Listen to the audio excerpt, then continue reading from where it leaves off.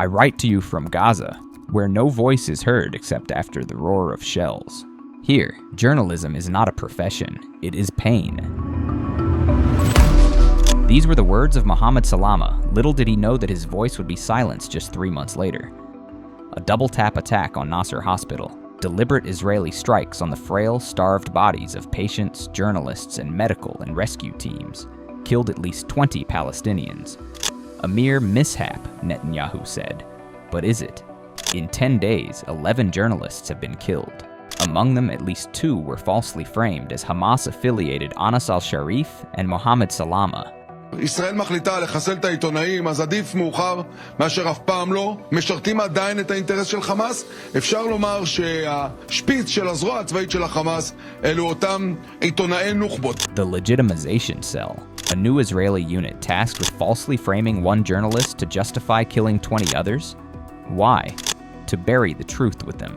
Many journalists who have reported from Gaza, so-called journalists, are simply terrorists with a press vest on. But their scheme would not have worked without the complicity of Western media.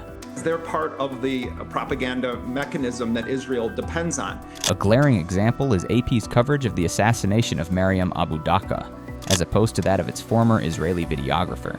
Her name was not even mentioned in the headline. She was reduced to a label AP freelancer, a blatant dehumanization.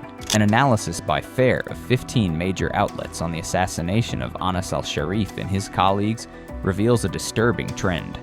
All of them parroted Israel's false allegations, framing Anas al-Sharif as a resistance fighter.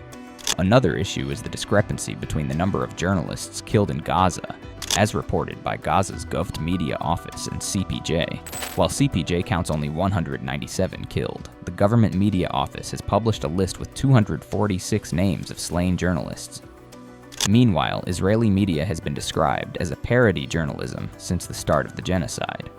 Israeli anchor and correspondent Akiva Nokvak has even written an article stating that the role of Israeli journalists is to raise national morale. An Israeli Channel 14 anchor was spotted armed on live TV. The world accepts the false propaganda of the colonizer, but rejects the truth from the colonized. It's praised when a colonizer journalist covers and propagates genocide, but condemned when a colonized journalist covers their people's resistance and suffering amidst genocide.